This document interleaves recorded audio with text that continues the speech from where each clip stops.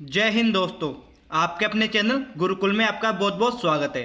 तो दोस्तों, आज के सेशन में हम आपके लिए एसएससी जीडी 2023-24 के मोस्ट इंपोर्टेंट क्वेश्चन लेकर आए हैं। अगर दोस्तों आप हमारे चैनल पर नए हो और अभी तक आपने हमारे चैनल को सब्सक्राइब नहीं किया तो चैनल को सब्सक्राइब करके बेल आइकन को क्लिक कर लीजिए और इसी के साथ इस वीडियो को लाइक करके सभी क्वेश्चनों का उत्तर दीजिए। चलिए दोस्तों, हम अपना समय बर्बाद ना करते हुए अपना पहला क्वेश्चन करते हैं। तो हमारा पहला क्वेश्चन स्क्रीन पे है। आज का सेशन आपके लिए इंपॉर्टेंट होने वाला है और एसएससी के लिए ये क्वेश्चन इंपॉर्टेंट है दोस्तों। आप सभी को इनका उत्तर भी देना है। क्वेश्चन है हमारा, मदर टेरेसा की जयंती बनाने के लिए उन पर टिकट किस देश ने प्रकाशित किया। मदर टेरेसा की जयंती मनाने के लिए उन पर टिकट किस देश ने प्रकाशित किया, यह क्वेश्चन है हमारा। इसका राइट आंसर बताइए कौन सा होगा। तो किस देश ने किया, तो इसमें आपका राइट आंसर होगा बी, अमेरिका ने। बी आपका इसमें राइट आंसर होगा, ध्यान में रखना। चलिए इसी के साथ नेक्स्ट क्वेश्चन करते हैं। अगले क्वेश्चन का उत्तर देना है आप सभी को। नेक्स्ट क्वेश्चन आ गया हमारे स्क्रीन पे। क्वेश्चन है, शेरशाह सूरी की या शेरशाह की महानता किसमें निहित है। शेरशाह सूरी की महानता किसमें निहित थी। ऑप्शन है, श्रेष्ठ जनरल होने में, धर्मनिरपेक्ष अभिवृत्ति में, हुमायूं पर जीत पर या हुमायूं की जीत पर, या प्रशासनिक सुधार पर। तो कौन सा राइट आंसर होगा इसमें, बताइए कि शेरशाह सूरी की महानता किसमें निहित है। तो इसमें आपका राइट आंसर होगा डी, प्रशासनिक सुधार पर थी। डी आपका इसमें राइट आंसर होगा, ध्यान में रखना। चलिए इसी कड़ी के साथ हम नेक्स्ट क्वेश्चन करते हैं। आप सभी को नेक्स्ट क्वेश्चन का उत्तर देना है। तो हमारा नेक्स्ट क्वेश्चन आ गया स्क्रीन पे। आपको बताना है कि महावीर का प्रथम शिष्य कौन था। महावीर स्वामी दोस्तों, महावीर स्वामी जी का प्रथम शिष्य कौन था। ऑप्शन है हमारे, भद्रबाहु, स्थूलबाहु, जमाली या कोई नहीं। कौन सा राइट आंसर होगा, भद्रबाहु, स्थूलबाहु, जमाली, ये इनमें से कोई नहीं। तो बताइए राइट आंसर कौन सा होगा। तो इसमें आपका राइट आंसर होगा सी, जमाली उनका प्रथम शिष्य था। इसमें आपका सी राइट आंसर हो जाएगा, ध्यान में रखना। चलिए इसी के साथ हम नेक्स्ट क्वेश्चन करते हैं। आप सभी को अगले क्वेश्चन का उत्तर देना है। क्वेश्चन है हमारा यहाँ पर, स्वतंत्रता के लिए क्या अनिवार्य है। स्वतंत्रता के लिए क्या अनिवार्य है। ऑप्शन है, प्रतिबंध, अधिकार, विशेषाधिकार या कानून। तो बताइए राइट आंसर कौन सा होगा इसमें। स्वतंत्रता के लिए क्या अनिवार्य है, तो इसमें आपका राइट आंसर होगा बी, स्वतंत्रता के लिए क्या अनिवार्य है, वो है अधिकार। आपके पास अधिकार होने चाहिए स्वतंत्रता के लिए। चलिए इसी के साथ हम नेक्स्ट क्वेश्चन करते हैं। आप सभी को अगले क्वेश्चन का उत्तर देना है। तो हमारा अगला क्वेश्चन आ गया, नाट्य शास्त्र के रचयिता कौन है, या नाट्य शास्त्र के रचयिता कौन थे। ऑप्शन है, भरत मुनि, नारद मुनि, व्यास मुनि या झंडू मुनि। तो राइट आंसर कौन सा होगा इसमें, नाट्य शास्त्र के रचयिता कौन थे। तो इसमें आपका राइट आंसर होगा ए, भरत मुनि थे। ए आपका इसमें राइट आंसर हो जाएगा, ध्यान में रखना। चलिए इसी कड़ी के साथ हम नेक्स्ट क्वेश्चन करते हैं। आप सभी को अगले क्वेश्चन को उत्तर देना है। और अभी तक आपने वीडियो को लाइक नहीं किया तो वीडियो को लाइक कर लीजिए। क्वेश्चन है, सिकंदर कहाँ का शासक था। सिकंदर कहाँ का शासक था, बेबीलोन का, मकदूनिया का, ईरान का और चीन का। तो बताइए सिकंदर कहाँ का शासक था। तो इसमें आपका राइट आंसर कौन सा होगा बताइए। तो सिकंदर कहाँ का शासक था, तो इसमें आपका राइट आंसर होगा बी, मकदूनिया का। इसमें आपका राइट होगा बी, राइट आंसर होगा मकदूनिया का शासक था सिकंदर। ध्यान में रखना, सिकंदर ने भारत पे आक्रमण किया और किससे, राजा पोरस से। राजा पोरस से युद्ध किया। इसमें जीत किसकी हुई थी, तो वो सिकंदर की जीत हुई थी। परंतु सिकंदर राजा पोरस से युद्ध करने के बाद वापिस मकदूनिया लौट गया था। चलिए इसी के साथ नेक्स्ट क्वेश्चन करते हैं हम। आपको बताना है कि घना पक्षी बिहार किस राज्य में स्थित है। घना पक्षी बिहार किस राज्य में स्थित है, यह बताइए आप। तो घना पक्षी बिहार किसके लिए प्रसिद्ध है पहले, तो वो है साइबेरियन क्रेन के लिए। साइबेरियन क्रेन के लिए घना पक्षी बिहार प्रसिद्ध है। और कहाँ पर है, तो ये है राजस्थान में, राजस्थान के भरतपुर जिले में है, ये भी ध्यान में रखना। चलिए इसी के साथ हम नेक्स्ट क्वेश्चन करते हैं। आपको अगले क्वेश्चन का उत्तर देना है, बेलाडीला किसके लिए प्रसिद्ध है। क्वेश्चन का उत्तर बताइए, बेलाडीला की खान या बेलाडीला किसके लिए प्रसिद्ध है। ऑप्शन है लोहे अयस्क के लिए, तांबे के लिए, कोयला के लिए या उर्वरक के लिए। तो बताइए बेलाडीला की खान किसके लिए प्रसिद्ध है। तो दोस्तों इसमें आपका राइट आंसर ए होगा, लोहे अयस्क के लिए बेलाडीला की खान प्रसिद्ध है। इसमें ए आपका राइट आंसर हो जाएगा। तांबे की कौन सी खान है, तो खेतड़ी की खान, खेतड़ी की खान या खेतड़ी तांबे के लिए प्रसिद्ध है, यह भी ध्यान में रखना। चलिए इसी कड़ी के साथ हम नेक्स्ट क्वेश्चन करते हैं। आपको अगले क्वेश्चन का उत्तर देना है। तो हमारा अगला क्वेश्चन आ गया स्क्रीन पे। आपको बताना है कि स्वर्णिम चतुर्भुज परियोजना किससे संबंधित है। स्वर्णिम चतुर्भुज परियोजना किससे संबंधित है। तो राइट आंसर कौन सा होगा इसमें। ऑप्शन है सड़क परिवहन से, रेल परिवहन से, वायु परिवहन से या जल परिवहन से।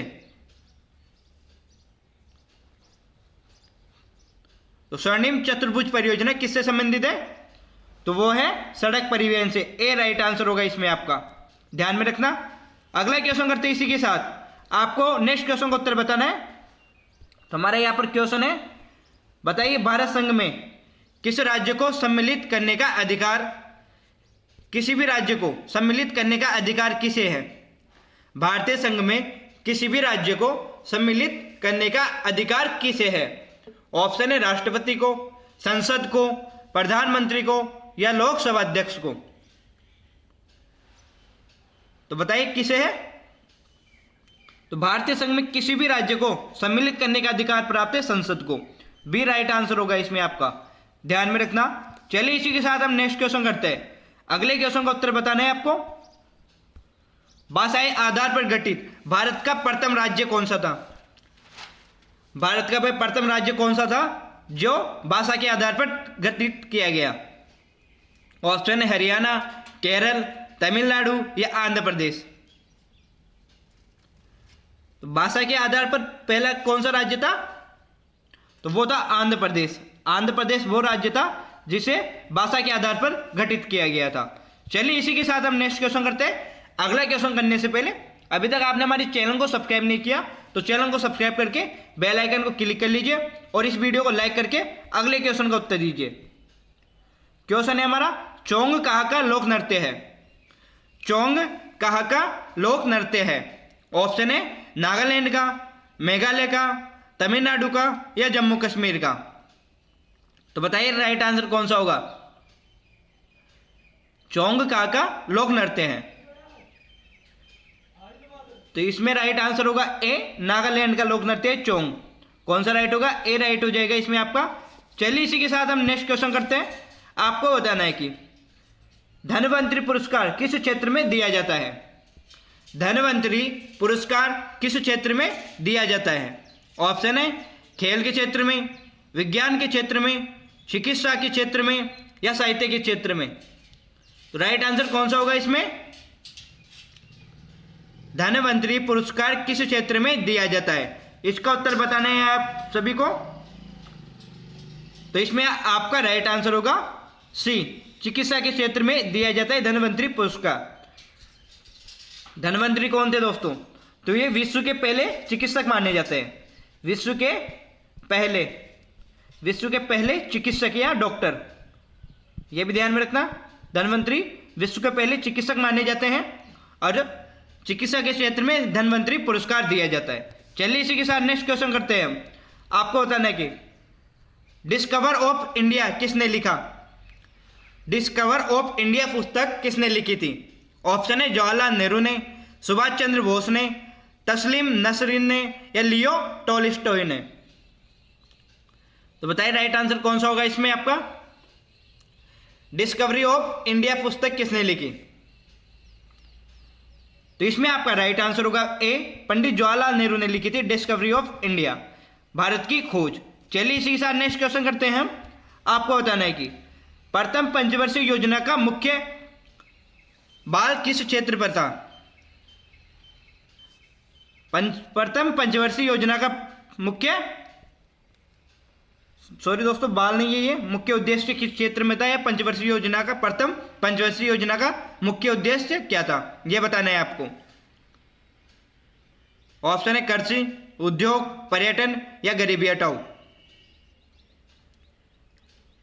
तो प्रथम पंचवर्षीय योजना का मुख्य उद्देश्य था कृषि, ए राइट आंसर होगा इसमें आपका।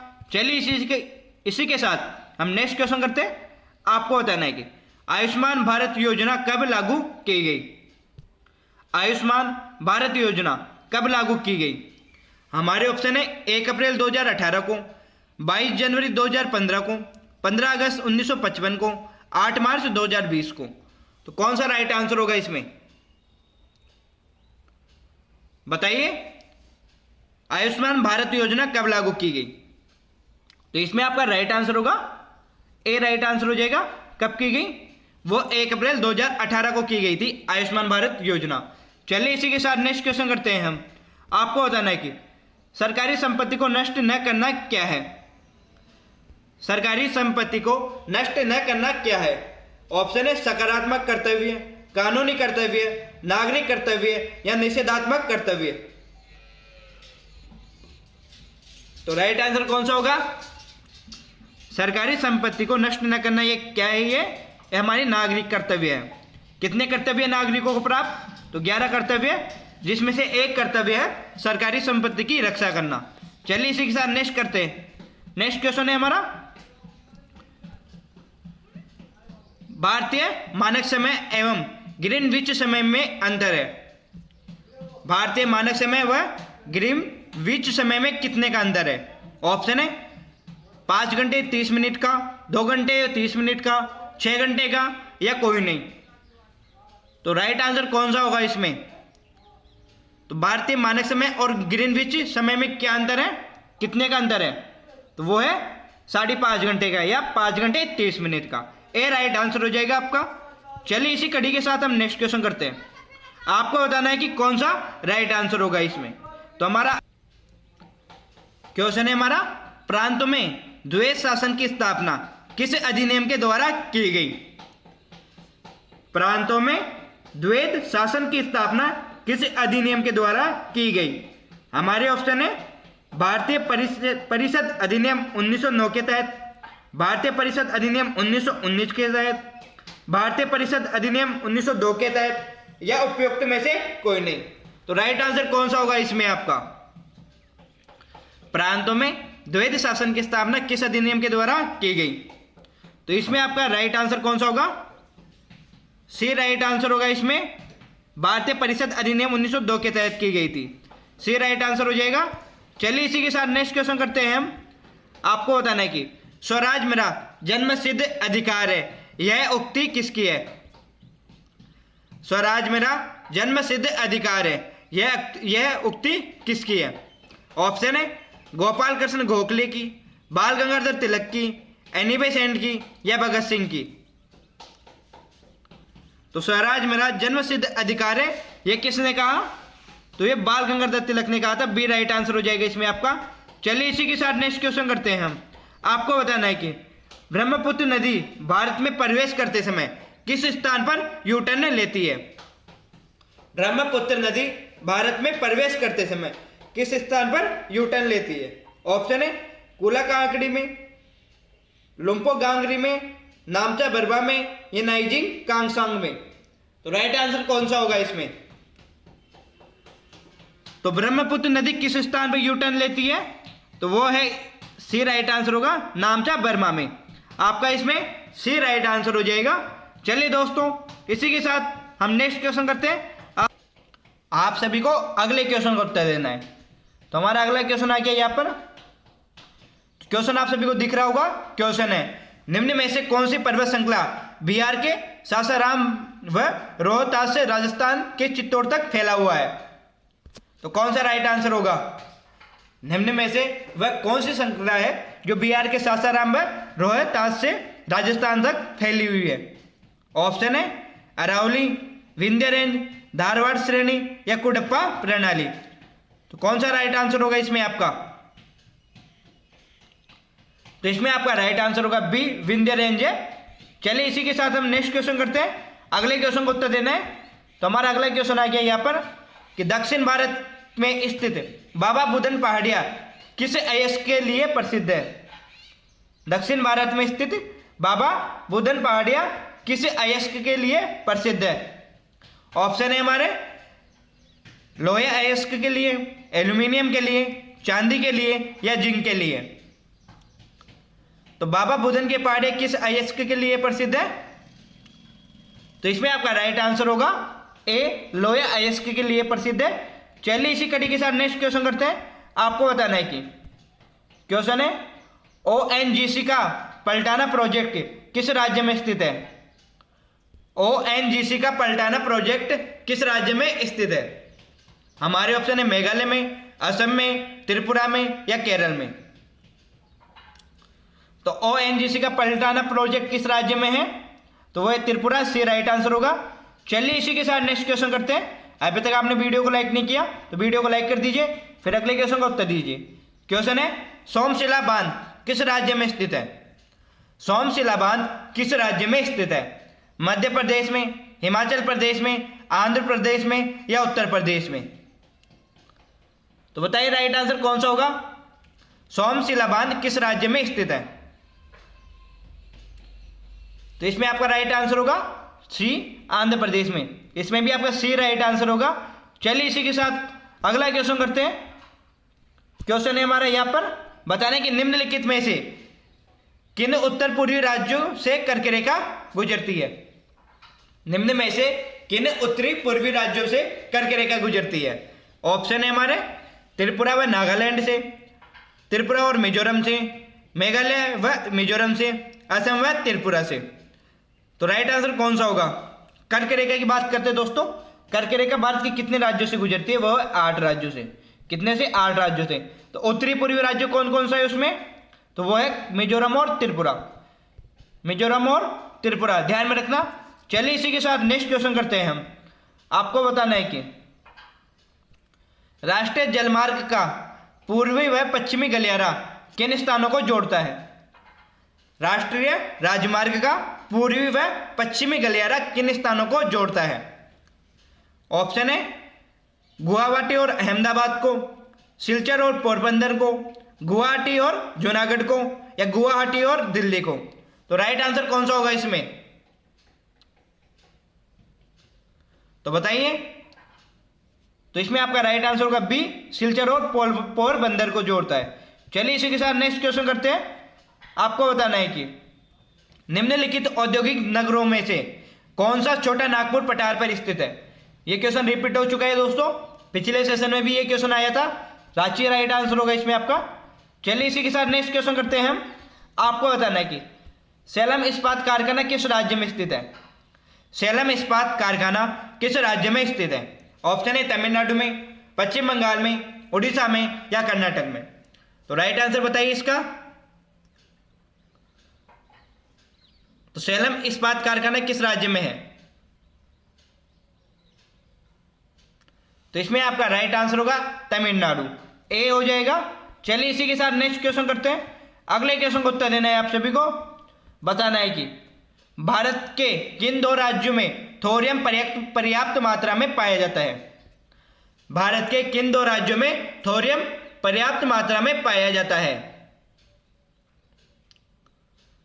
ऑप्शन है केरल व आंध्र प्रदेश में, केरल व तमिलनाडु में, केरल व राजस्थान में, केरल व उड़ीसा में। तो राइट आंसर कौन सा होगा इसमें? कौन से 2 राज्य हैं जिसमें थोरियम पर्याप्त मात्रा में पाया जाता है? तो इसमें आपका राइट आंसर होगा बी, केरल और तमिलनाडु में। चलिए इसी कड़ी के साथ हम नेक्स्ट क्वेश्चन करते हैं। अगले क्वेश्चन को उत्तर दीजिए आप। क्वेश्चन है हमारे क्वेश्चन है यहाँ पर संविधान लागू होने के उपरांत किस मौलिक अधिकार पर सबसे अधिक मुकदमेबाजी हुई? संविधान लागू होने के उपरांत किस मौलिक अधिकार पर सबसे अधिक मुकदमेबाजी हुई? ऑप्शन है हमारे भाषण की स्वतंत्रता के अधिकार पर, संपत्ति के अधिकार पर, शोषण के विरुद्ध अधिकार पर या संवैधानिक संरक्षण के अधिकार पर। तो राइट आंसर कौन सा होगा इसमें आपका? तो सबसे अधिक मुकदमेबाजी कौन से अधिकार पर? संपत्ति के अधिकार पर हुई। ऑप्शन बी राइट आंसर होगा इसमें। चलिए इसी के साथ नेक्स्ट क्वेश्चन करते हैं हम। आपको बताना है कि राष्ट्रपति पद के लिए चुनाव किसके द्वारा कराया जाता है। राष्ट्रपति पद के लिए चुनाव किसके द्वारा कराया जाता है। ऑप्शन है लोकसभा के अध्यक्ष के द्वारा, प्रधानमंत्री कार्यालय के द्वारा, भारत के निर्वाचन आयोग के द्वारा या संसदीय मंत्रियों के द्वारा। तो राष्ट्रपति का चुनाव किसके द्वारा कराया जाता है, तो इसमें आपका राइट आंसर होगा भारत के निर्वाचन आयोग के द्वारा। सी राइट आंसर हो जाएगा। चलिए इसी कड़ी के साथ नेक्स्ट क्वेश्चन करते हैं।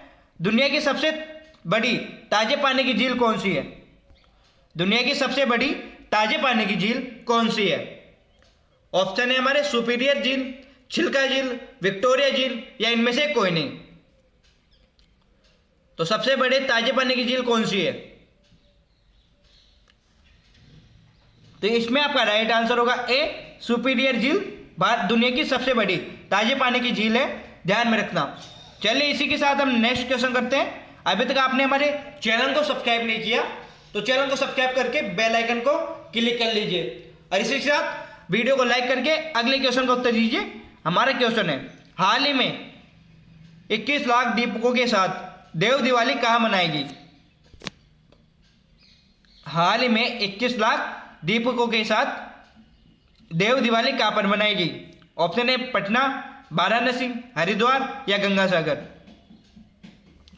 तो इसमें आपका राइट आंसर कौन सा होगा, बी वाराणसी राइट हो जाएगा। वाराणसी काशी में, ध्यान में रखना। चलिए इसी के साथ नेक्स्ट क्वेश्चन करते हैं। आपको बताना है कि हाल ही में चर्चा में रही निर्माणाधीन सिल्क 11 सुरंग का संबंध किस राज्य से है या किससे है। हाल ही में चर्चा में रही निर्माणाधीन सिल्क 11 सुरंग का संबंध किससे है। ऑप्शन है उत्तराखंड से, सिक्किम से, अरुणाचल प्रदेश से या हिमाचल प्रदेश से। तो सिल्क 11 सुरंग का संबंध किससे है यह बताना है आपको, वो है उत्तराखंड से। चलिए इसी के साथ नेक्स्ट क्वेश्चन करते हैं हम। आपको बताना है कि भारतीय संविधान सभा के प्रथम दिन के अधिवेशन की अध्यक्षता किसने की थी। तो बताइए भारतीय संविधान सभा के प्रथम दिन के अधिवेशन की अध्यक्षता किसने की थी। ऑप्शन है डॉक्टर सचिदानंद सिन्हा ने, पंडित जवाहरलाल नेहरू ने, राजेंद्र प्रसाद ने या इनमें से कोई नहीं। तो प्रथम बैठक कब हुई थी, तो प्रथम बैठक की बात करें तो 9 दिसंबर 1946 में प्रथम बैठक हुई थी, जिसकी अध्यक्षता की थी डॉक्टर सचिदानंद सिन्हा ने। ए राइट आंसर होगा। फिर डॉक्टर सचिदानंद सिन्हा को अस्थायी अध्यक्ष बनाया गया था। तो 11 दिसंबर को दूसरी बैठक हुई थी जिसमें स्थायी अध्यक्ष किसे बनाया गया, राजेंद्र प्रसाद को बनाया गया था। चलिए इसी के साथ नेक्स्ट क्वेश्चन करते हैं हम। आपको बताना है कि भारत का कोहिनूर कहा जाता है। भारत का कोहिनूर किस राज्य को कहा जाता है। ऑप्शन है तमिलनाडु को, आंध्र प्रदेश को, केरल को या उत्तर प्रदेश को। भारत का कोहिनूर किस राज्य को कहा जाता है। ऑप्शन है, तो राइट आंसर कौन सा होगा इसमें, बी राइट आंसर होगा। आंध्र प्रदेश को कहा जाता है भारत का कोहिनूर। चलिए इसी कड़ी के साथ नेक्स्ट क्वेश्चन करते हैं हम। आपको बताना है कि कलोल खनिज तेल उत्खनन क्षेत्र किस राज्य में है। कलोल खनिज तेल उत्खनन क्षेत्र किस राज्य में है। ऑप्शन है असम, महाराष्ट्र, गुजरात या राजस्थान।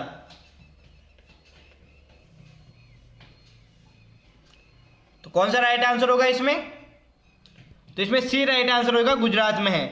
चलिए इसी कड़ी के साथ नेक्स्ट क्वेश्चन करते हैं। आपको बताना है कि भारत में परमाणु ऊर्जा कार्यक्रम का प्रारंभ कब से हुआ माना जाता है। भारत में परमाणु ऊर्जा कार्यक्रम का प्रारंभ कब से हुआ, यह बताने कब से हुआ। ऑप्शन 1945 ईस्वी से, 1947 ईस्वी से, 1948 ईस्वी से या 1951 ईस्वी में। तो बताइए परमाणु ऊर्जा कार्यक्रम का प्रारंभ कब से माना जाता है। तो वो है 1948 ईस्वी में। इसमें सी राइट आंसर होगा। चलिए इसी कड़ी के साथ नेक्स्ट क्वेश्चन करते हैं हम। आपको बताना है कि किस मुगल शासक के काल में सैयद भाई प्रभावशाली और शक्तिशाली बने। किस मुगल शासक के काल में सैयद भाई प्रभावशाली और शक्तिशाली बने। ऑप्शन है बहादुर शाह के में, जहांदार शाह के में, फर्रुख सीआरके में या मोहम्मद साके में? तो राइट आंसर कौन सा होगा इसमें? तो सैयद भाई प्रभावशाली और शक्तिशाली किस मुगल शासक के काल में बने थे? वो है फर्रुख सी राइट आंसर होगा। चलिए इसी के साथ नेक्स्ट क्वेश्चन हमारा आ गया कि 10 रुपए के नोट पर किसके हस्ताक्षर होते हैं? 10 रुपए के नोट पर किसके हस्ताक्षर होते हैं? ऑप्शन है वित्त सचिव भारत सरकार के, वित्त मंत्री भारत सरकार के, उप वित्त मंत्री भारत सरकार के, या गवर्नर भारतीय रिजर्व बैंक के। तो कौन सा राइट आंसर होगा इसमें? तो 10 रुपए के नोट पर होते हैं गवर्नर भारतीय रिजर्व बैंक के हस्ताक्षर, डी राइट आंसर होगा।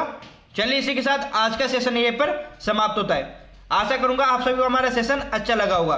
अगर आपको सेशन अच्छा लगा है तो सेशन को लाइक करना और कमेंट में बताइए कि आपको सेशन कैसा लगा है। इसी के साथ दोस्तों, अभी तक आपने वीडियो को लाइक नहीं किया तो वीडियो को लाइक करके अपने दोस्तों के पास शेयर कर दीजिए, और अभी तक आपने वीडियो को सब्सक्राइब नहीं किया तो हमारे चैनल को सब्सक्राइब करके बेल आइकन को क्लिक कर लेना, ताकि आपको रेगुलर हमारी वीडियोज का नोटिफिकेशन मिल सके। इसी के साथ दोस्तों यहीं पर हम अलविदा लेते हैं। जय हिंद, जय भारत, जय श्री राम दोस्तों।